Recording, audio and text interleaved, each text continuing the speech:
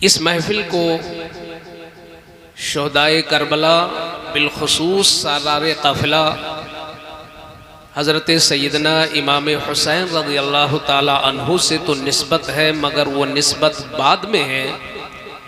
आपने सबसे पहले तिलावत सुनी है और आप अभी जनाब अरशद इकबाल साहब से वालिहाना अंदाज में नात पहले आपने सुनी है, मनक़बत बाद में सुनी। इसका मतलब ये होता है कि दीनी महफिलों की निस्बत अल्लाह से है, फिर रसूलुल्लाह से है, फिर किसी महबूब से। इसी तरीके से हम जितने लोग यहाँ बैठे हैं, कोई हाफिज है, कोई कारी है, कोई इमाम है, कोई खतीब है, कोई शायर है, कोई नकीब है, ये सब बाद में है। पहले हम अल्लाह के बंदे हैं और उसके बाद हम हुजूर सल्लल्लाहु अलैहि वसल्लम की उम्मती हैं। ये तो हमारे औसाफ हैं, अलकाब हैं, जो हमारी मेहनतों से कुछ ना कुछ हासिल हो जाते हैं जब रब का करम होता है। वरना सबसे पहले ये है कि हम अल्लाह के बंदे हैं और इस्लाम मजहब मिल गया तो हम मुसलमान हैं। ईमान की दौलत हासिल है इसलिए हम मोमिन हैं। तो बहैसियत अल्लाह का बंदा और बहैसियत हुजूर का उम्मती, इस महफिल में जितने लोग हैं, क्या किसी का ज्यादा हक बनता है कि वो मेहनत करे? ठीक है, अली जनाब शाहिद साहब इसके दाई हैं, लोगों को उन्होंने दावतें पेश की, वही फेस कर रहे हैं, उलमा से मुलाकातें कर रहे हैं, तो वो एक इंतजामी हैसियत से हम उन्हें देख रहे हैं। मगर आपके ईमान का तकाजा क्या है कि अगर आप अल्लाह के बंदे हो और महफिल अल्लाह से मंसूब है, आप रसूलुल्लाह की उम्मत हो और महफिल की निस्बत तुम्हारे आका से है, तो इस महफिल की तरक्की, इस महफिल की कामयाबी और इस महफिल का वकार, इस महफिल का अदब और इसकी हर तरीके से कामयाबी में कोशिश बहैसियत मुसलमान हर एक को करना चाहिए। और याद रखें, आप किसी गाफिल माबूद के मानने वाले नहीं हैं। वमल्लाहु बिगाफिलिन अम्मा तामलून, जो यहाँ बैठकर सुनते हैं अल्लाह उन्हें भी देखता है, और जो दूर बैठकर मोबाइल देखते हैं अल्लाह उन्हें भी देख रहा है। सुभान अल्लाह। तुम किसी गाफिल खुदा पर ईमान नहीं रखते हो, जो दिलों में पैदा होने वाले ख्याल को पैदा होने से पहले जानता है, उस खुदा पे तुम ईमान रखते हो। और वो भी रसूल तुम्हारे ऐसे हैं, अल्हम्दुलिल्लाह, माशाअल्लाह। और वो इतनी शफकत फरमाने वाले कि कांटा तुम्हारे तलवों में गड़े, तकलीफ मुस्तफा महसूस करे। गुनाह तुम करो, शराब की इल्लत तुम्हारी है, जुआ हम खेले, गुनाह के अड्डे पर हम जाएं, जुल्म हम करें, रिश्वतें हम लें, नमाजें हम छोड़ें, हक हम मारें, जुल्म हम करें, मगर बख्शिश की फिक्र मुस्तफा करें। ऐसा शफीक आका किसको मिलेगा? तो तुम उम्मती हो और इस महफिल को निस्बत तुम्हारे आका से है, रसूलुल्लाह से तुम इस महफिल को निस्बत है। तो चाहे अहले स्टेज हो या अहले महफिल हो या अहले मैदान हो, हर एक पर लाजिम है कि वो अपने नबी की महफिल को सजाने की कोशिश करे, इसको बढ़ाने की कोशिश करे। आज तुम इस महफिल को सजाओगे, मुस्तफा की नजर होगी, तुम्हारा दिल सजेगा, तुम्हारा वकार सजेगा, तुम्हारा ईमान। सुभान अल्लाह, सुभान अल्लाह। नारे तकबीर, नारे रिसालत। मुझे बड़ा कल्प होता है। मैं जो जल्दी आया इसलिए नहीं कि मुझे फौरन पेश किया जाए, मैं इसलिए नहीं आया था। मुझे ये एहसास था कि हम भी तो मुसलमान हैं, तो अगर हमें कोई मजबूरी नहीं है और बहुत थकावट नहीं है तो मुझे बेजा आराम की जरूरत क्या है। अगर हमारे भाई कुर्सियों पे बैठे हैं तो हम भी मिंबर पे जाके बैठे। और हमारे बुजुर्गों में ऐसा खुलूस भी था, हम शेख अब्दुल कादिर जिलानी तक नहीं जाते, वो तो हुजूर के मोजज़े का नाम है, वो तो अल्लाह की शान का नाम है। आप मुफ्ती आजम को देख लो कि इब्तिदा से लेकर इंतहा तक एक हालत में मुफ्ती आजम बैठे रहते, गोया कि उनके तसव्वुर में मुस्तफा होते और निगाहों में आका का रोजा होता। आज मुसलमानों शहादतें सुना के अगर हम रोला के से चले जाए,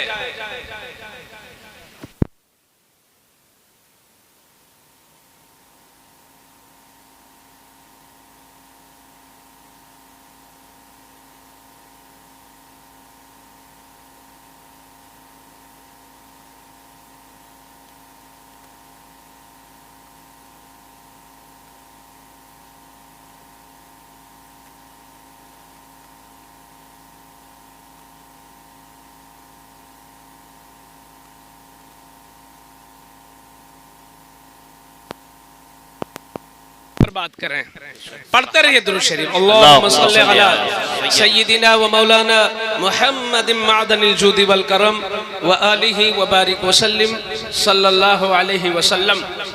तकलीफ उस वक्त होती है जब हमारा भाई दुनियावी बात करते करते घंटों गुजार देता है एक हालत पर, और महफिल बड़ी मुश्किल से सजती है। एक जलसा कराने में कितने पापड़ बेलने पड़ते हैं ये तो जलसा कराने वाला जानता है। कहां कहां की खाक छानना पड़ता है ये तो जलसा कराने वाला जानता है। 2 से 3 घंटे का मसला होता है सिर्फ सुनने का। उसमें भी मैं देखता हूं एक नातख़्वाह ने पढ़ दिया तो 2-4 लोग उठ गए, नाजिम साहब की निजामत हुई फिर 5 लोग उठ गए। इसका मतलब यह है कि आप रसूलुल्लाह की महफिल के साथ इंसाफ नहीं कर रहे हैं। आपका खुलूस कहीं ना कहीं से कमजोर है। आप 2-2 घंटा बैंक में लाइन लगा लेते हैं, आपके पैरों में थकन नहीं होती। 3-3 घंटे अपना हक दुनिया का सिक्का लेने के लिए खड़े रहते, धूप में खड़े रहते, भीड़ में खड़े रहते, गर्मियों में खड़े रहते, तब तुम्हारे जिस्म में थकावट नहीं होती। कुर्सियों पे बिठाया गया, आसमान के नीचे बिठाया गया, अच्छी नातें सुनाई जा रही हैं, अच्छी बातें सुनाई जा रही हैं, ये जिस्म में थकावट, इसका मतलब यह है कि हमारा जिस्म नहीं, हमारा ईमान कमजोर है, हमारा अखलाक कमजोर है, हमारा खुलूस। जिस्म कमजोर होता तो तुम बैंकों में लाइन लगा पाते। इसका मतलब यह है हमारा ईमान कहीं ना कहीं से कमजोर है। सिद्दीक़ अकबर फरमाते हैं जिसका दिल महफिले रसूल में न लगे उसे अपने ईमान की जांच कराना चाहिए कि कहीं ऐसा तो नहीं कि उसका ईमान डैमेज हो रहा है। बेशक हक है। इस महफिल को निस्बत है उस अजीम नाम से इमाम हुसैन, जिनकी ऐसी बेमिसाल कुर्बानी कि 1400 साल हो गए मगर उस कुर्बानी को कोई भूला नहीं। कुछ लोग ये कहते हैं कि उस कुर्बानी को अगर बाकी रखना है तो चांद देखते ही ढोल बजा दो। मैंने कहा नहीं, उनकी कुर्बानी में इतना दम है कि उन्हें ढोल की जरूरत ही नहीं। हक है, हक है। उनकी कुर्बानी इतनी महंगी है और इतनी आला कुर्बानी है कि आसमान की आंख है और जमीन की आंख है, कभी हुसैन की कुर्बानी को भूल ही नहीं सकती। उन्हें कुर्बानी वालों को तुम्हारे ढोल की जरूरत नहीं, अल्लाह ने उनको जिंदा रखा। सुभान अल्लाह, सुभान अल्लाह। नारे तकबीर, बुलंद आवाज से नारे का जवाब दीजिए। नारे तकबीर, नारे रिसालत, जिक्र इमाम हुसैन। हुसैन की कुर्बानी 56 साल की उम्र में कुर्बान हुए ना, तो 55 साल जिंदगी कहां गई। मदनपुर वाले माशाअल्लाह, मैंने सुना कि ये मिसाली गांव और इसकी शोहरत तो बाहर, यानी बाहर कंट्री में आपका नाम है। तो कुछ जमीनी तौर पर भी हम लोग जरा लगे ना, जब महफिल में बैठे तो लगे कि गुलामाने मुस्तफा बैठे। इस्लाम ने कभी तादाद पे फख्र नहीं किया जी। इस्लाम ने कभी गिनतियों को नहीं देखा। इस्लाम ने कभी गिनती पर नजर ही नहीं किया। गिनती थोड़ी हो मगर क्वालिटी हो, गिनती कम हो। हमें इसकी कोई फिक्र नहीं कि पीछे की कुर्सी खाली है, कई कुर्सियां खाली हैं। मैं एहसासे कमतरी का शिकार नहीं कि मैं तकरीर नहीं कर पाता हूं इसलिए कुर्सी खाली। मैं समझता हूं आप सुन नहीं पाते हैं इसलिए खाली। हमें एहसासे कमतरी इस बात की नहीं। अल्लाह जिसे बिठाएगा वो बैठेगा, रसूल जिसे कबूल करेंगे वो बैठेगा, हुसैन जिसे चाहेंगे वो आएगा, फातिमा जिसे चाहेंगे वो आएगा। हमारी आपकी मर्जी क्या। अरे जब गौसे आजम के दरबार में वही जाता है, गरीब नवाज के वहां वही जाता है जिसे गरीब नवाज बुलाए, तो मजाल क्या है हुसैन की महफिल में हर एक आ जाए। आने वालों को गोया हुसैन ने याद कर लिया है। अब जब याद कर लिया है तो हुसैन का फैज लेके जाना है इंशाअल्लाह। आप जरा देखें तो क्या मोहब्बत है आका से, आका की हुसैन से। अबू हुरैरा कहते हैं कि मैंने इन आंखों से देखा कि प्यारे आका रहमते आलम ने हुसैन को गोद में लिया और कहा, बेटा जरा जबान निकाल। बेटे ने जब जबान निकाला तो प्यारे आका ने उस जबान को अपने मुंह के अंदर कर लिया और कहते हैं यमतस्सु कमा यमतस्सु रजुलु अत्तमरा, ऐसे चूसने लगे जैसे भूखा इंसान खजूर की गुठली चूसता है। अब एक हदीस है, ये सिर्फ अबू हुरैरा का मुशाहिदा है। उन्होंने देखा कि जैसे भूखा इंसान खजूर की गुठली चूसता उस तरह हुजूर चूस रहे। अब यहाँ एक बात है, मैं उलमा की तवज्जो चाहूंगा। हुसैन बहुत बड़े हैं, मगर क्या नबी को हुसैन से फैज लेना है? अरे हुसैन की सारी अजमतें कदमे मुस्तफा का सदका है। हुसैन की क्या, हुसैन तो गैर नबी है। नबियों को भी जो अजमतें मिली हैं वो हुजूर का सदका है। आदम की अजमत, याकूब और यूसुफ की अजमत, मूसा और ईसा की अजमत, 1,24,000 कमोबेश नबियों के पास जो भी इल्म है, जो भी अखलाक है, जो भी तकवा है, जो भी बुलंदी है, ये सब सदका है मुस्तफा का। किसी को जो कुछ मिल रहा है ये बड़ा नाजुक मसला। मैं एक बहुत बड़े बुजुर्ग का हवाला दे दूं, मैं अपनी तरफ से नहीं कहता जो आप सन्नाटे में मुझे देख रहे हैं। अल्लामा बूसीरी कहते कुल्लुहुम मिन रसूलिल्लाह मुल्तमिसु गरफम मिनल बहरी और रशफम मिनद दियमी। ये जितने नबी हैं सब नबी ही के वसीले से मांग रहे हैं। किसी को चुल्लू भर मिलता है तो किसी को मुट्ठी भर मिलता है, मिलता है मुस्तफा ही की वजह से। तो कहना यह है कि हुसैन की जबान हुजूर क्यों चूस रहे हैं? इसलिए नहीं कि हुसैन के लुआब में नबी के लिए तबर्रुक है। हाँ, हमारे लिए है तबर्रुक, मगर उनका लुआब तबर्रुक भी बनेगा तो हुजूर की वजह से। तो फिर हुजूर क्यों चूस रहे हैं? हुजूर क्यों चूस रहे हैं? इसको जब आप सोचोगे तो देखोगे ये हुजूर का चूसना आज के लिए नहीं है, ये 56 साल की उम्र में इसका असर दिखेगा। चूस रहे हैं बचपन में, असर दिखा आखिरी उम्र में। क्या मतलब? नबी की आंख गैब देखती है, हुजूर छुपा हुआ भी जान जाते हैं। और क्यों न जाने जब अल्लाह को देख लिया। अब अल्लाह से ज्यादा कौन छुपा है?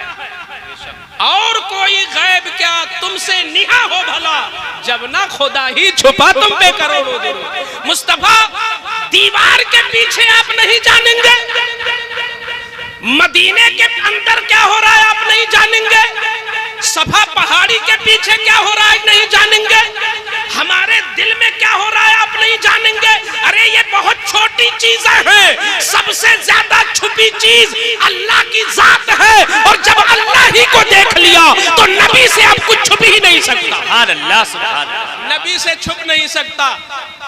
56 साल की उम्र में जो यजीद का जुल्म करबला में उतरना था, हुसैन को गोद में लेकर मेरे नबी वहीं देख रहे हैं। तो फरमाते हैं बेटा जबान ला मैं चूस लूं, ताकि जो मेरे सीने में ताकत नबूवत है, जो वही बर्दाश्त करने वाली ताकत है, अल्लाह ने जो मेरा सीना 3 बार खुलवा कर जो ताकत रखवाया है, बचपन में खुला, जवानी में खुला, मेराज में जाने लगे तो खुला, कुरान उतरने वाला हुआ तो खुला नबी का सीना।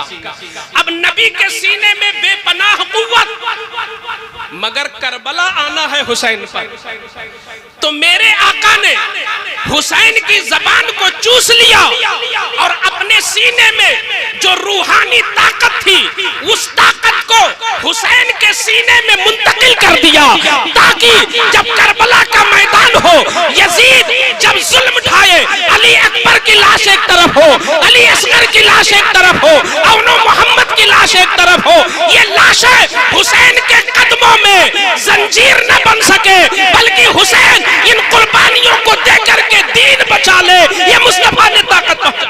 सुभान अल्लाह, सुभान अल्लाह। नारे तकबीर, नारे रिसालत, जिक्रे शुहदाए करबला, नारे तकबीर, नारे रिसालत। हुसैन शहीद हुए और खानदाने हुसैन शहीद हुआ। आपको क्या करना है ये भी तो सोचना है। हमें आपको क्या करना है? हमें आपको ये करना है कि जब मुहर्रम का चांद निकले तो किसी एक दिन अपने घर में फातिहा करा ले और बहल्ले में कोई महफिल करा दे, अल्लाह तौफीक दे तो सबील लगा दे, या अपने घर में खिचड़ा बने खा ले और कुछ गरीबों को खिला दे। हुसैन की सारी कुर्बानियों का हक अदा हो गया। इतनी सस्ती कुर्बानी है हुसैन की, जो आपने सिर्फ खिचड़े तक उसको रख दिया, एक दिन की महफिल तक उसको छोड़ दिया। हुसैन की कुर्बानी बहुत आला है, जिसने सारी तारीखों को पीछे कर दिया। ये उलमा जानते हैं कि आशूरे की रात में एक तारीख नहीं 50 तारीखें हैं उसमें। जी बेशक। जो आशूरे वाली का दिन है, न जाने कितने नबियों के साथ अनोखे अनोखे किस्से हुए। जी बेशक। मगर हर किस्से का रंग कम है, हुसैन का रंग ज्यादा है। दुनिया जितना हुसैन को जानती है, किसी नबी की उस तारीख को उतना नहीं जानती। क्यों? इसलिए कि इनकी कुर्बानी बहुत आला है। तो जब कुर्बानी आला है तो उसमें कोई सबक भी तो है। क्या सबक है? सिर्फ और सिर्फ हम शहादत और यजीद का जुल्म सुन करके थोड़ी देर के गले गमगीन हो जाएं बस।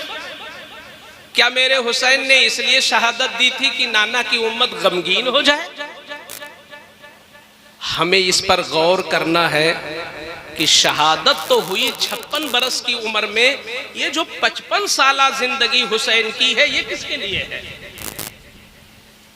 हम देखते हैं हमारे हिंदुस्तान में बिलखुसूस जहां देखो सिर्फ जिक्र शहादत, और लोग रिक्वेस्ट करते हैं कि मौलाना साहब से कह दीजिएगा जरा शहादत पे खूब खुल के बोल देंगे।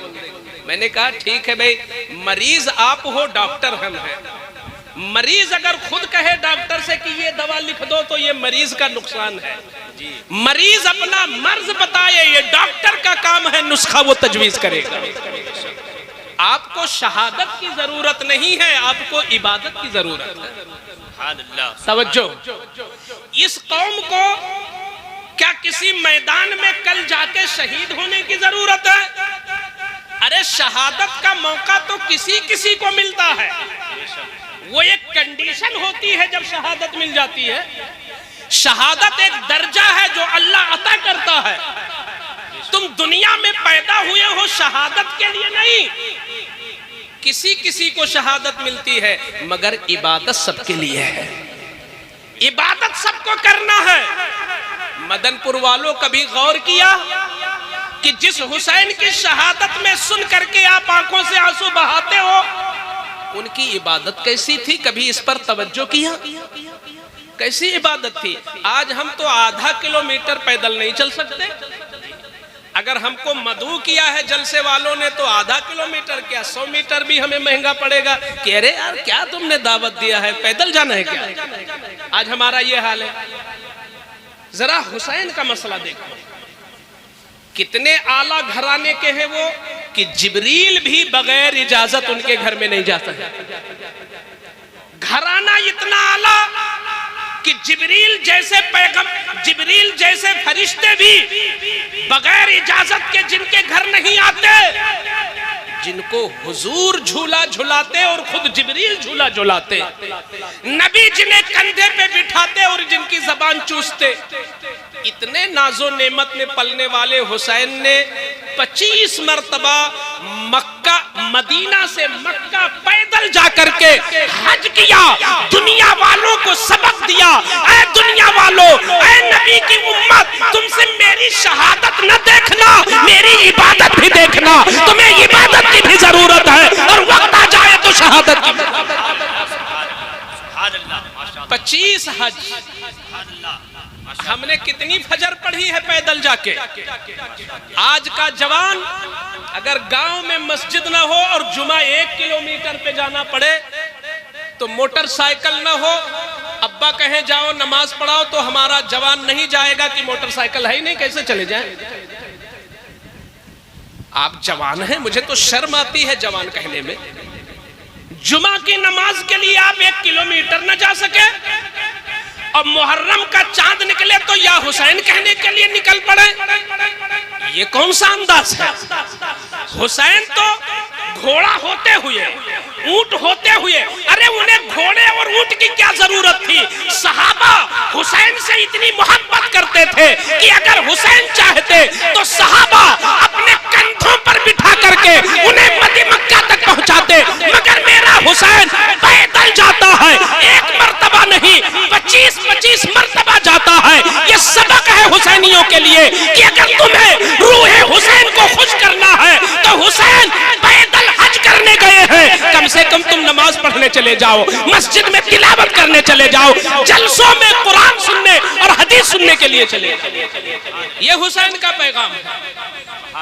तो जवानों को हुसैन की इबादत भी देखना है। बेशक हक है। सुभान अल्लाह। अच्छा, हुसैन की जिंदगी इतनी छोटी नहीं है कि सिर्फ वो शहीद हो गए।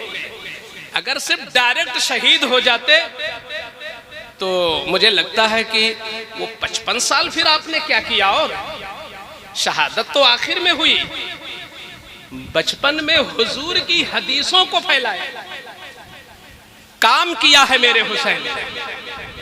रसूलुल्लाह की हदीसों को सहाबा से सुना भी है और सहाबा और ताबईन को सुनाया भी है।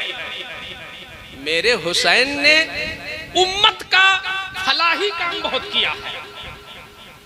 उम्मते मुस्लिमा के बिगड़े हुए कामों को, बल्कि मैंने तो तारीख में पढ़ी कि इमाम हसन ने 2 मरतबा अपने घर का पूरा माल खुदा की राह में दे दिया।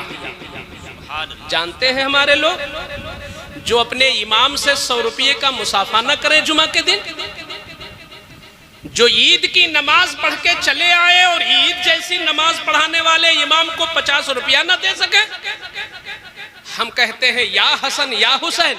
किस चीज का नाम भाई? कम से कम कुछ तो उनके पीछे चले हैं।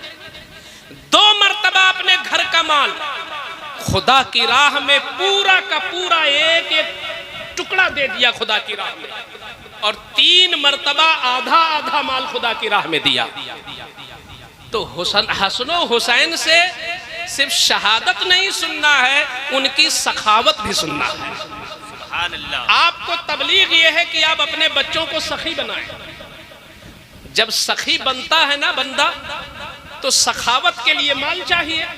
तुम्हारा काम है मिजाज बनाना, अल्लाह की रहमत का काम है तुम्हें अता कर देना। ऊपर वाला हाथ नीचे वाले हाथ से बेहतर होता है। कभी भी अपने बच्चों को नीचे वाला हाथ मत सिखाना कि बेटा चच्चा आए हैं पैसा मांग लो, मामू आए हैं पैसा मांग लो, हाफिज जी तराबी सुना के आए हैं जाओ पैसा मांग लो, कस्साब ने बकरा खरीदा है जाओ पैसा मांग लो। कभी भी नीचे वाला हाथ मत सिखाना। बल्कि तुम्हारे घर में अगर हाफिज जी फातिहा भी करने आए तो 50 रुपया देना है उनको, तो बच्चे से दिलाना, ताकि बच्चे के मिजाज में सखावत पैदा हो जाए, और जब बड़ा हो तो अल्लाह उसे मालदार बना दे। अगर नजराना भी दिलाना, बात शायद कड़वी हो मगर आपके फायदे की है। हमारा वो मिजाज नहीं कि हम आपसे दादो दहिश वसूल करके यहां से चले जाएं। कल कयामत में हमें खड़ा भी होना है और अल्लाह के हुजूर हमें हिसाब भी देना है। ये हुजूर की जगह है। हम लोग इस लायक नहीं कि यहां बैठ सके अगर दिल में हमारे खोट हो। हम जब तक कम से कम जितनी देर बैठे आपके लिए मुखलिस होके बैठे, तो हम हुसैन और हसन की जिंदगी से आपको बताना चाहते हैं कि फातिमा और अली ने और रसूलुल्लाह ने उनकी तरबियत ही ऐसी की थी कि उनका दिल सखी था। और करबला में भी आप गौर करोगे तो ये शहादत भी सखावत ही है। एक सखावत यह है कि हम अपना रुमाल दे दें, एक सखावत यह है कि हम अपना जुब्बा किसी को दे दें, एक सखावत यह है कि जो नजराना मिले उसमें से कुछ दे दे। यही सखावत बढ़ती के लिए अपनी औलाद दे दे। यही सखावत बढ़ जाए तो दीन के लिए अपनी जान दे दे। हुसैन ने तो दीन के लिए अपनी जान दे दिया है। आप हुसैन के लिए अपना वक्त नहीं दे पाते। तरबियत करें अपने बच्चे की।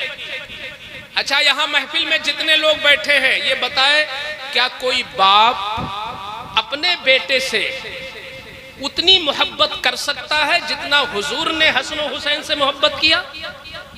ये इत्तेफाक है, लोगों का ये मानना है कि कोई आशिक अपने माशूक से भी इस तरह प्यार नहीं कर सकता जिस अंदाज में मेरे आका ने इन नवासों से प्यार किया है। भाई जबान चूसना, बल्कि नाक लगा के सूंघना और कंधे पे बिठाना, अल्लाह अकबर, जिनका तलवा भी जिब्रील छूने की हिम्मत न करे मेराज की रात में, वो अपने कंधे पर रसूलुल्लाह हुसैन को बिठाएं। और अगर कोई सहाबी कह दे कि ऐ हुसैन तेरी सवारी बड़ी निराली है, इमामुल अंबिया तेरी सवारी बने हैं, तो हुजूर हुसैन के बोलने से पहले बोलते हैं, ऐ कहने वाले तूने सवारी को देखा, तूने सवार को नहीं देखा कि ये कितना आला। इतनी मोहब्बत अपने बेटे से कौन करेगा? हम तो अपने बेटों की तौहीन करते हैं जी। खालू आए, अरे मेरा बेटा बड़ा नकारा हो गया है। मामू आए, अरे मेरा बेटा न नमाज पढ़ता, न रोजा रखता, न पढ़ने जाता। ये अंदाज सिखाने का नहीं है। अगर बेटों को अच्छा करना है तो बेटों की तारीफ करो। रसूलुल्लाह ने तारीफ किया यहाँ पर।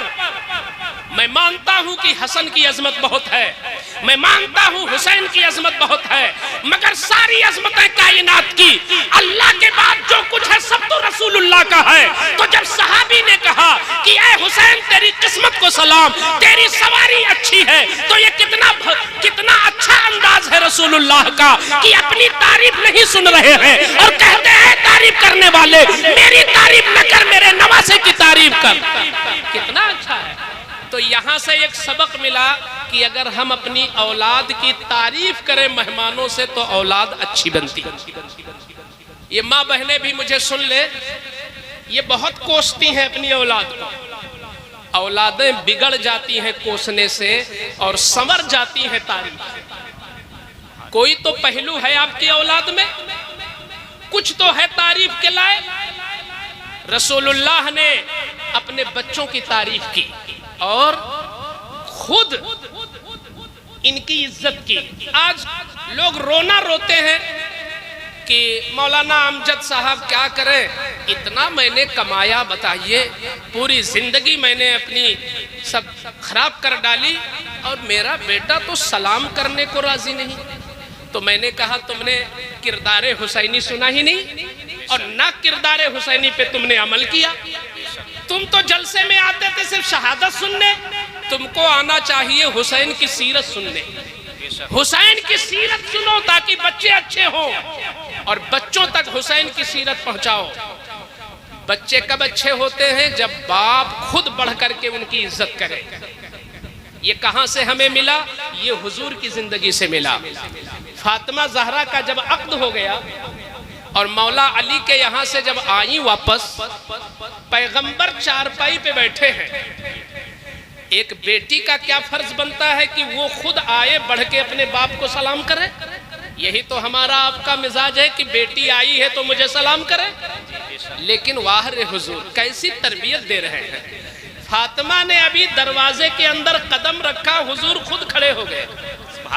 हुजूर खुद खड़े हो गए और सिर्फ खड़े नहीं हुए, फातिमा को सलाम किया, हाथ लेके मोहब्बत से चूमा और अपनी चारपाई पे कहा फातिमा तुम भी बैठो मैं भी बैठता। जब एक बाप अपनी औलाद को इस तरह नवाजता है तो जब औलाद को घर में मोहब्बत मिलती है तो औलादें नाकारा नहीं होती। अगर घर में औलाद पे शफकत नहीं होगी, अगर घर में औलाद से मोहब्बत नहीं होगी, अगर घर में औलाद को प्यार नहीं मिलेगा तो झूठा प्यार लेने के लिए वो किसी पार्क में जाएगा, झूठा प्यार के लेने के लिए वो किसी बाजार में जाएगा, झूठी मोहब्बत के लिए वो किसी गुनाह के अड्डे पे पहुंचेगा जहां खुद भी तबाह होगा और उसका खानदान भी तबाह होगा, उसका ईमान भी तबाह होगा।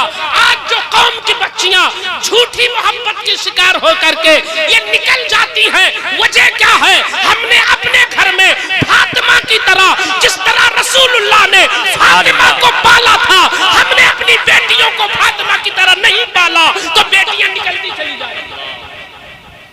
आका फरमाते अक्रिमू औलादकुम, अपनी औलाद की ताजीम तुम खुद करो, अपनी औलाद की ताजीम तुम खुद करो। और बचपन से होता यह है मौलाना साहब, आज अगर हमारे बच्चे की सैलरी 10,000 हो और वो ला करके 15,000 पकड़ा दे तो हम पूछेंगे नहीं भैया 5,000 कहां से आया? पैसा हो चाहे जैसा हो। भाई किसी होटल में है और 10,000 है मंथली तो उसने 15 दिया कहां से तुमको? कोई मौलाना तो है नहीं कि ट्यूशन पढ़ा लिया, जलसा पढ़ा लिया। ये होटल में कमाने वाला 5,000 कहां से मार दिया? बाप ने रख लिया। आज मालिक के साथ थोड़ी सी खयानत किया है, कल तुम्हारे साथ खयानत करेगा, कल यही बहुत बड़ा चोर बनेगा। और जब हराम ग़िज़ा खाएगा ना तो ना बाप की इज्जत करेगा ना माँ की इज्जत करेगा। जब वो हराम ग़िज़ा खाएगा ना उसे नमाज में दिल लगेगा ना उसका दिल जलसे में लगेगा। आओ जरा रसूलुल्लाह की सीरत में देखो कि हसन की किस तरह तरबियत किया। मैं मदनपुर वालों को ये पैगाम देना चाहता हूं कि जैसे हसन की तरबियत रसूलुल्लाह ने किया। बचपन का जमाना है और सब उलमा जानते हैं कि जब तक बंदा बालिग न हो तो शरीयत का हुक्म लागू नहीं होता, वो गैर मुकल्लफ होता है, ना नमाज फर्ज ना रोजा पर, वो आजाद है जब तक वो नाबालिग है। इमाम हसन अभी बचपना है, नाबालिग है, तो उन पर कोई हुक्म तो था नहीं। क्या किया? सदके की खजूर उठाया और मुंह में रख लिया। मसला सब जानते हैं कि सैयद के लिए सदका जायज नहीं। इमाम हसन ने जब मुंह में रखा खजूर तो कोई जरूरी नहीं था कि खजूर निकलवा लिया जाए, बल्कि तंबीह कर दी जाती, बेटा ठीक है तुम नाबालिग हो, आज खा लिया है, मगर ये आदत मत बनाना क्योंकि तुम सैयद हो और सैयद के लिए सदका जायज नहीं। मगर वाह रे आका की तरबियत, क्या तरबियत है। मेरे आका ने उंगली डाल दिया मुंह में और कहा कि तुम इसे कल कर दो, जो कुछ चला गया हल्क में उसे निकाल दो, क्योंकि तुम आले रसूल। एक तरफ मोहब्बत देखो कि सजदे में हुजूर हो और हसन बैठ जाए, तो जब तक खुद से न उतरे हुजूर अपना सर नहीं उठा रहे। हुजूर रुकू करे और बीच में हसन आ जाए तो पैर इधर उधर कर दे, खुतबा छोड़ करके गोद में ले ले। एक तरफ ये मोहब्बत और दूसरी तरफ तरबियत इतनी आला है कि सदके की खजूर चली गई तो कै करा रहे हैं। इसका मतलब क्या निकलता है? इसका मतलब यह निकलता कि अगर हुजूर सिर्फ तंबीह कर देते तो मुमकिन है कि हसन भूल जाते और फिर किसी दिन सदके के खजूर खा लेते। मेरे आका ने उंगली डाल करके सदके की खजूर निकाल करके ये तबलीग उनके जहनों दिमाग पे बिठा दिया कि ताउम्र उन्हें याद रहे। तुम अपने बच्चों को बचपन ही में हराम ग़िज़ाओं से बचाओ ताकि वो बच्चा बुढ़ापे तक हलाल कमाई करे, और जब हलाल कमाई करेगा तो खून हलाल बनेगा, खून हलाल बनेगा तो सोच हलाल बनेगी, सोच हलाल बनेगी तो ईमान मजबूत होगा। आज नारे तकबीर, आप बैठे बैठे सो जाएंगे, नारा लगाइए, नारे तकबीर, नारे रिसालत। अच्छा, चीज आपके काम की बोल रहा हूं कि नहीं? आपके मतलब की है ना?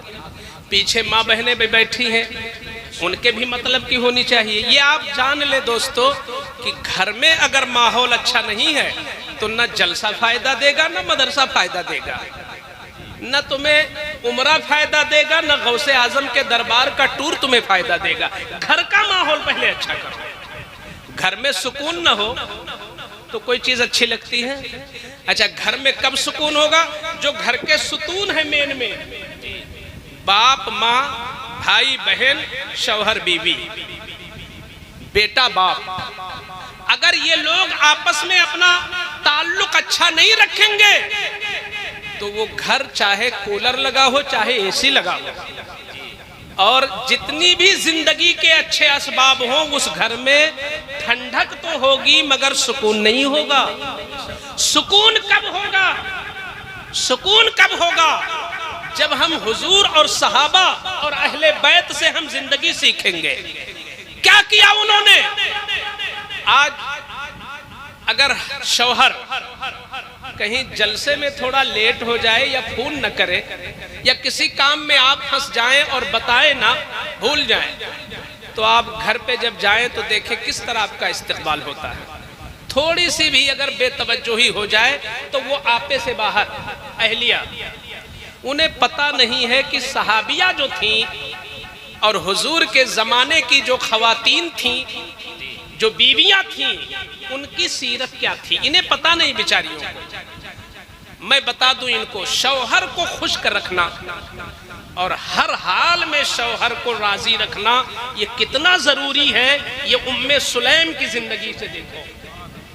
शौहर का नाम अबू तलहा है, बीवी का नाम उम्मे सुलैम है। बेटा बीमार हो गया और इतना बीमार हुआ कि बिल्कुल मरने के करीब हुआ, मगर गुर्बत थी घर में। कुछ फायदा हुआ तो हजरत अबू तलहा तिजारत पे चले गए, लेकिन कह गए कि बेगम बच्चे की देख रेख करते रहना। दिल नहीं लगा, चंद ही दिन में वापस आ गए और आने के बाद अहलिया से पूछा कि बेटे का हाल क्या है। इत्तेफाक से घर में कदम भी नहीं रखा था कि बेटा फौत हो चुका था। बीमार बेटा छोड़ के गए थे, बीमार बेटा मर चुका था उनके आने से थोड़ी देर पहले। क्या हिम्मत थी उस औरत के अंदर कि उस बेटे को दूसरे कमरे में ले जाकर के इज्जत के साथ सुला दिया यूं ही, और सोचा कि पहले शौहर दूर से आए हैं, न जाने भूखे हैं कि प्यासे हैं, न जाने किस तकलीफ में है, पहले शौहर का दिल खुश करूं, पहले शौहर का दिल खुश करूं। कपड़ा चेंज करती हैं, अच्छा कपड़ा पहनती हैं, क्योंकि शौहर का तो इंतकाल हुआ नहीं, बेटे का इंतकाल हुआ है ना। अच्छा कपड़ा पहना, बन सवर के, क्या हिम्मत थी। सलाम करती हैं और दस्तरखान लगाती हैं। अबू तलहा ने पूछा, बेगम बेटे का क्या हाल है, कहाँ है बच्चा? तो जरा अक्लमंदी देखो, झूठ भी नहीं बोलती हैं और काम भी हो जाता है। कहती हैं कि मेरे शौहर बेटे को पहले से बहुत ज्यादा सुकून मिल गया है। उस वक्त दर्द में तड़प रहा था, बेटे को सुकून है, यानी रूह निकल गई। लेकिन शौहर न समझ सके कि कहना क्या चाहती हैं। उन्हें यही पता चला कि शायद फायदा कर गई दवा। खाना खा लिया। अब देखिए मेरी माँ बहनें सुने, खाना खा लिया शौहर ने जब, तो अब आती है करीब और कहती है मेरे शौहर एक मसला बता दें। अबू तलहा ने कहा कि कौन सा मसला? कहती हैं कि मसला ये है कि अगर कोई अमानत आपके पास रख दे और फिर अमानत को वापस ले ले तो आपको बुरा लगना चाहिए? तो कहते हैं नहीं, बिल्कुल नहीं, अमानत तो अमानत है, जब भी मांगा जाए फौरन दे दिया जाए। तो कहती हैं सुनो, वो जो बेटा था ना वो अल्लाह की अमानत था। आपके आने से थोड़ी देर पहले अल्लाह ने अपनी अमानत वापस ले ली। क्या अंदाज है। यहां से हमें सबक मिलता कि इतना बड़ा सदमा उनके घर में था, फिर भी शौहर से मुस्कुरा के बोलती। और यहां तो अगर गैस खत्म हो जाए तो तबाही है। राशन अगर घट गया और आप किसी दूसरे काम में लगे हुए हैं तो तबाही है। आप अगर लेट आए कहीं दोस्त अहबाब से बात करने में देर हो गई तो तबाही है। गोया हमने अपनी तबाही खुद अपने हाथ में ले ली है। बीवी का काम शौहर को सदमा नहीं पहुंचाना है। आयशा से पूछा या रसूल अल्लाह, सबसे अच्छी बीवी कौन होती है? तो मेरे आका ने फरमाया सबसे अच्छी बीवी वो है जो अपने शौहर को खुश रखे और जो भी जायज काम शौहर कहे फौरन करना शुरू कर दे, वो अच्छी बीवी होती है। तो जब तक आप अच्छी बीवी नहीं बनेंगी तो आपके गोद में हुसैन का गुलाम भी नहीं आएगा। हमें पहले, अच्छा, हमारे बड़े बड़े अक्लमंदों ने एक बात कही है कि बच्चा वो नहीं करता जो सुनता है, बच्चा वो करता है जो देखता है।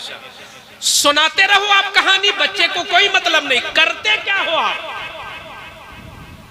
तो अगर पेट में बच्चा है और हम टीवी खूब देखती हैं, पेट में बच्चा है और हम मोबाइल बहुत चला रही हैं, पेट में बच्चा है और हर वक्त किसी न किसी पड़ोसन से बैठ के एक औरत गीबत कर रही है, और गीबत भी किसकी?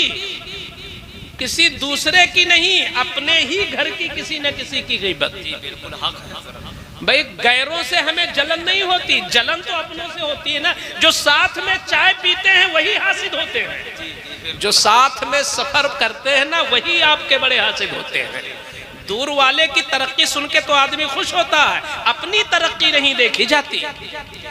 तो जब पेट में बच्चा है जबान पे गीबत, पेट में बच्चा है आंखों से बेहयाई वाली तस्वीरें, टीवी मोबाइल। अब आप चाहती हो कि बच्चा पैदा हो तो हुसैनी रंग चढ़ जाए, सिर्फ 10वीं मुहर्रम को चला जाए, फंक्शन में शरीक हो जाए, चांद निकल जाए तो हुसैन की याद कर दे। इससे हुसैनी रंग नहीं आएगा। हुसैनी रंग कब आएगा? जब तुम हुसैन की पैदाइश से पहले तुम फातिमा का किरदार देखो कि फातिमा का किरदार यह है कि हुसैन पेट में है तो मौला से दुआ करती है, ऐ मेरे मौला एक रात इतनी लंबी कर दे कि मैं तेरी बारगाह में खुल के सजदा कर लूं, ताकि सजदे का फैज़ मेरी औलाद को मिल जाए। सुभान अल्लाह, सुभान अल्लाह। नारे तकबीर, नारे रिसालत, सुभान। ये हुसैन की जो कुर्बानी है ना, इतनी बड़ी, यकीनन बेमिसाल कुर्बानी है, मगर इसमें तरबियत है फातिमा की और इसमें मेहनत है अली की, सुभान अल्लाह, और इसमें तरबियत है रसूलुल्लाह की। हमें वो बात याद आती है जब हजरत महबूब इलाही, दिल्ली में जिनका मज़ार पाक है, महबूब इलाही निजामुद्दीन औलिया, उन्होंने एक दिन आकर के बड़ी खुशी से अपने माँ को मुबारकबाद दिया। कहा अम्मी जान मुबारक हो, तुम्हें मुझ जैसा बेटा मिला है। अम्मी मुबारक हो, तुम्हें मुझ जैसा बेटा मिला है। और यकीनन बेटा तो बहुत बड़ा सपूत है। वो बेटा क्या कहना लायके मुबारकबाद माँ है, तो बात अपनी जगह सच्ची थी। कहा माँ मुबारक हो मुझ जैसा बेटा आपको। कहा क्या हुआ, कौन सा कमाल कर दिया बेटा। तो कहते हैं अम्मी जान, जब से मैंने शुरू किया है, जब से मैंने नमाजें शुरू किया है, एक दिन भी तहज्जुद भी नहीं छूटी। तो मुझ जैसा बेटा आपको मिला, आपको मुबारक हो। तो अम्मी कहती हैं बेटा तुझे मुबारक हो कि तुझे मुझ जैसी माँ मिली। मुबारक तो तुझे हो कि तुझे मुझ जैसी माँ मिली।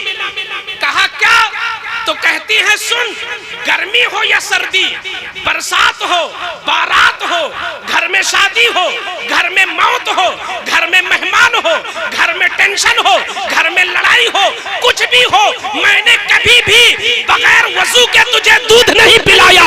जब जब दूध पिलाया है तो वजू बना। सुभान अल्लाह, सुभान अल्लाह।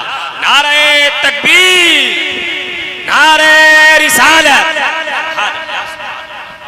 तो मेहनत फातिमा की है, पूरी पूरी रात कभी जिक्र, कभी तिलावत और कभी मेहनत के साथ चक्की पीसना, और वो भी पर्दा। आज हालात ये है अल्लाह समद। शरीयत का मसला सुन ले सब लोग कान खोलकर। शरीयत का मसला, बीवियों को बनने संवरने का हुक्म है, मगर शौहर के लिए, सिर्फ शौहर के लिए। शौहर के अलावा किसी के लिए वो संवर नहीं है, और शौहर राजी है इस बात पर, तो शौहर भी गुनहगार है, बीवी भी गुनहगार है। मैंने कहा बात अगर भारी न लगे तो मैं कह दूं, ये काला काला नकाब अगर वाकईतन पर्दे के लिए है, अगर हकीकत में ये पर्दे के लिए है, तो इस पर बहुत ज्यादा फूल और नक्शो निगार की जरूरत क्या है। इस पर फूल और नक्शो निगार की जरूरत क्या है। मैंने कहा जुमा का मुबारक दिन आया तो तेरा लिबास गंदा। जुमा का जो दिन है, हफ्ते की ईद है, हफ्ते की ईद आई है, मगर लिबास तेरा गंदा है। और खानदान में या रिश्तेदार में कहीं शादी है तो इस तरह की हम बिल्कुल हूर सिफत बन गई। ये संवरना किसके लिए है। आप मुझे बुलाओ या ना बुलाओ, ना बोले तो हुजूर फरमाते हैं वो गूंगा शैतान है। हम नहीं बताएंगे तो तुम्हें कौन बताएगा। आप गैरों के लिए मत संवरने का मिजाज रखें, बल्कि अपनी बेटियों को भी फातिमा को सुनाए, राबिया को सुनाए, मरियम को सुनाए, सरकार की अज़वाजे मुताहरात की जिंदगियों को सुनाए। क्या अल्लाह समद, क्या फातिमा है कि उन्हें यह फिक्र हुई कि जब मैं इंतकाल करूंगी तो ऐसा न हो कि कोई मुझे नहलाए तो मेरे जिस्म को नंगा देखे। मेरी माँ बहनें सुने, फातिमा को यह भी फिक्र हो गई, जबकि शरीयत में जायज है मर्द को मर्द नहलाए, औरत को औरत नहलाए। और हुजूर के जमाने में भी गस्साला औरतें थीं। हुजूर की बेटी का इंतकाल हुआ तो नहलाने वाली का इंतजाम खुद हुजूर ने किया। मगर वाह रे फातिमा की सोच जरा देखो, कहती है कि मुझे तो ये फिक्र है कि मैं जब मरूंगी तो मुझे भी तो कोई नहलाएगा। तो जब हालत ज्यादा खराब हुई और उन्हें लगा कि शायद अब रूह निकल जाएगी और मैं मर जाऊंगी इसी बीमारी में, तो उन्होंने गुस्ल पहले कर लिया और वली अली को वसीयत किया कि मुझे इसी गुस्ल में लिटाया जाए, इसी गुस्ल में लिटाया जाए। ये पर्दा था। और हदीस में मौजूद है कि कल क़यामत के दिन जब मैदान महशर में हम आप सब लोग इकट्ठा होंगे, हजरत आदम से लेकर हजरत ईसा तक, सारे नबी, सारी उम्मतें, सारे फरिश्ते, सारे जिन्नात, जब सब इकट्ठा होंगे तो कितना बड़ा मैदान होगा। अब उस मैदान में फातिमा की कदर और इज्जत जरा देखो। जब सारे लोग मौजूद होंगे, अल्लाह की तरफ से एक आवाज आएगी, अल्लाह की तरफ से, या अहलल जमुअ नक्किसू रुऊसकुम वगुद्दू अबसारकुम फइन्ना फातिमत बिन्त मुहम्मद तमुर्रु अला सिरात। क्या मतलब? मैं तर्जुमा करता हूं। ऐ मैदाने महशर में आने वालों, चाहे नबी हो चाहे रसूल, चाहे फरिश्ता हो चाहे वली, सब के सब सर को झुका लो, आंखों को बंद कर लो। ये अल्लाह फरमाएगा, सर को झुका लो, आंखों को बंद कर लो। क्यों? इसलिए फरमाएगा अल्लाह, मेरे महबूब की बेटी फातिमा कब्र से निकलने जा रही है।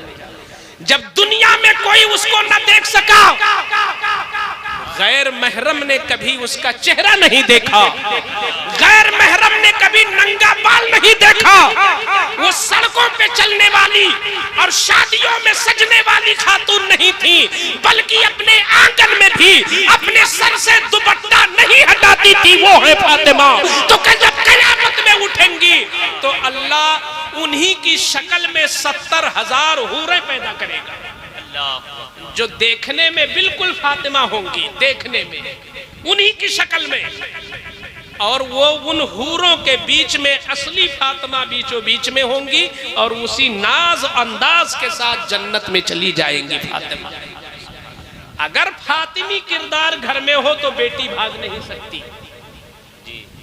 अगर हुसैनी बात घर में हो तो बेटा मोबाइल में इतना मस्त नहीं होगा। जरूरत इस बात की है कि मेरे भाइयों, मेरे अजीजों, मेरे दोस्तों, हम सब मेहनत शुरू करें, एक नई जिंदगी चलो शुरू करते हैं, अपने घर में एक नया माहौल आज से कायम करते हैं। कल से इंशाअल्लाह एक नया माहौल कायम किया जाए अपने घर में। क्या करना है हमें करना यह है कि हम अगर बाप हैं तो बाप की हैसियत से हमारा काम घर में क्या है। हम माएँ सुने कि अगर वो माँ है तो बहैसियत माँ उनकी जिम्मेदारी क्या है। एक बीवी है तो बहैसियत बीवी उसकी जिम्मेदारी क्या है। अगर सब लोग अपनी जिम्मेदारियों को कबूल कर ले तो घर में गुर्बत होगी मगर तुम्हारे घर में सुकून होगा। और जिस दिन अपनी जिम्मेदारियों को आप हटा दोगे तो तुम्हारे बेटे आवारा हो जाएंगे, तुम्हारी औलादें आवारा हो जाएंगी। कहीं के ये दौलत किस चीज की जिसकी औलादें बिगड़ गई, जिसकी औलादें बिगड़ गई उसकी दौलत किसी काम की नहीं है। दौलत चाहे थोड़ी कमाओ, औलाद पे तवज्जो ज्यादा दो। कैसे तवज्जो देना? आप चलते चलते 2-4 नुस्खे तो बयान कर दो ताकि ये पता चले हमें करना क्या है। जब आप दस्तरखान पे बैठे, जब आप दस्तरखान पे बैठे तो कहीं ना कहीं से जिक्र हुसैन का ले आए और कहे बेटो, आका करीम जिनका कलमा पढ़ते हो उनके जो बेटे थे नवासे, वो कितने सब्र वाले थे कि उनके सारे बेटे शहीद हो गए मगर फिर भी वो शहादत का दूल्हा बन रहे थे। तो तुम क्या अपनी नींद कुर्बान करके अल्लाह के लिए नमाज नहीं पढ़ सकते हो? तुमको फजर में जगाया जाता है तो तुम्हें तकलीफ होती है, तुम्हें नमाज पढ़ने को लिए कहा जाता है तो तुम्हें तकलीफ होती है। तो हुसैन की तरह अगर तुम्हें इज्जत यहाँ और वहां चाहिए तो हुसैन ने तो आखिरी वक्त भी सजदा किया था। उन्हें बताओ कि हुसैन की जो शहादत हुई वो घोड़े पे नहीं हुई है, वो सजदे की हालत में। हुसैन का जिस्म जख्मी हो गया, हुसैन का जिस्म नहीं, जिस्म का टुकड़ा टुकड़ा हो गया, मगर उसके बावजूद सजदे में गए तब रूह निकली। यहीं से तो पैगाम निकल रहा है ना कि सजदे में गए तब रूह क्यों निकली?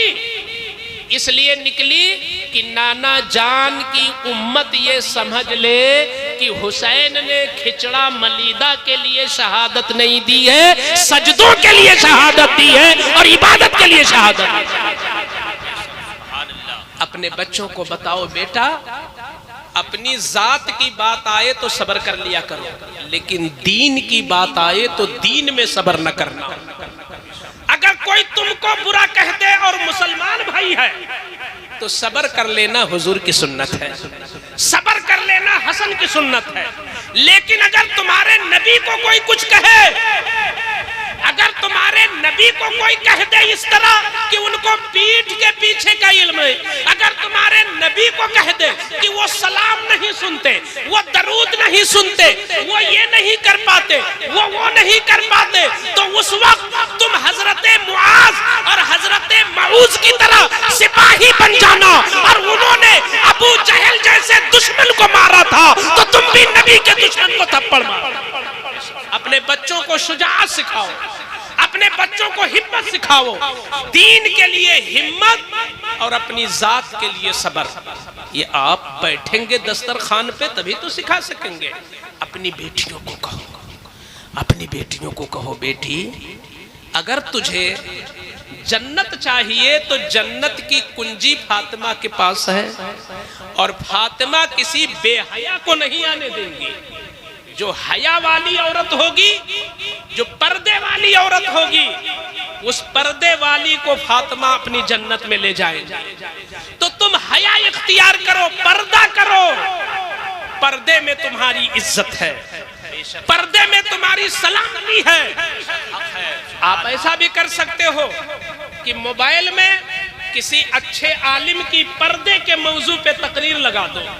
सब लोग खाना खा रहे हो, आपकी नीयत ये हो कि मैं अपनी बच्ची को पर्दा सिखा रहा हूँ, मैं अपनी बहन को पर्दा सिखा रहा हूँ, मैं अपनी बेटी को पर्दा सिखा रहा हूँ, मैं अपनी बीवी को पर्दा सिखा रहा हूँ। मेहनत नहीं करोगे तो ना दुनिया में सुकून है ना आखिरत में कामयाबी है। मैं ये नहीं मानता कि सिर्फ अगर इस जलसे में किसी की तकरीर से नारे लग जाए और बहुत ज्यादा इनाम मिल जाए, लोग आशाश करें या घड़ियाल की जैसे आंसू निकाल दे, वो जलसा कामयाब नहीं है। जलसा वो कामयाब है कि अगर 50 में 5 भी ये हिम्मत कर ले कि हमें अपनी जिंदगी में बदलाव लाना है, तो वो जलसा भी कामयाब है और कराने वाला भी कामयाब है। सोच ले, सिर्फ हमें प्लानिंग करना है। इंशाअल्लाह आप हमारे लिए भी दुआ करें कि हम भी प्लानिंग कर सकें। हम भी बहुत कोशिश करते हैं, और कभी कभी तो हम अपने बच्चों को ये करते हैं कि चलो सब लोग 11 बार दुरूद पढ़ लो तब खाना शुरू करो। हमारी नीयत वहाँ होती है कि बच्चों के अंदर हुजूर की मोहब्बत पैदा हो, क्योंकि उलमा ने लिखा है कि जो जितनी दुरूद पढ़ता है ऑटोमेटिक उसके दिल में उतनी हुजूर की मोहब्बत होती है। तो हम कभी ये एहतमाम करें, कभी ये एहतमाम करें। इसी तरह छोटे छोटे बच्चे हो तो उनको आप सिखाएं कि देखो, तुम मालदारों पे फख्र करते हो और कहते हो कि अंबानी इतना बड़ा है, लूलू माल का बानी इतना बड़ा है, वो फला हीरो इतना बड़ा, ये सब कुछ नहीं, ये सब जीरो है। तुम अपने नबी को देखो कि अगर अंबानी का बेटा भी खिलौना खेलेगा तो चांदी का होगा, सोने का होगा, जमुर्रत का होगा, याकूत का होगा। अरे तुम्हारे नबी तो चांद का खिलौना, सूरज का खिलौना, सितारों का खिलौना। इतनी बड़ी ताकत हमारे पास। जब बच्चों को ये टॉपिक आप सुनाओगे तो इंशाअल्लाह बच्चों में हुजूर की मोहब्बत होगी, दीन की मोहब्बत होगी, नमाज की मोहब्बत होगी, कुरान की मोहब्बत होगी। तभी हमारे घर में सुकून होगा और तभी आखिरत में हमारी कामयाबी होगी। परवरदिगार आलम जलसा कराने वालों को और इन तमाम आने वालों को जज़ाए खैर अता फरमाए, और हम सब के अंदर हमारे घरों में हुसैनी सीरत, फातिमी सीरत और अली की शुजाअत अता फरमा दे। मेरे बोलने में लफ्जी, मानवी और रिवायती तौर पर कोई सनद में, अल्फाज में, रिवायत में, वाक़या में, ताबीर में, तशरीह में, तवज़ीह में कोई गलती हुई हो, मैं तौबा करता हूँ। अस्तग़फिरुल्लाह रब्बी मिन कुल्लि ज़ंबि व अतूबु इलैहि व मा अलैना इल्लल बलाग। अस्सलामु अलैकुम व रहमतुल्लाहि व बरकातुहू।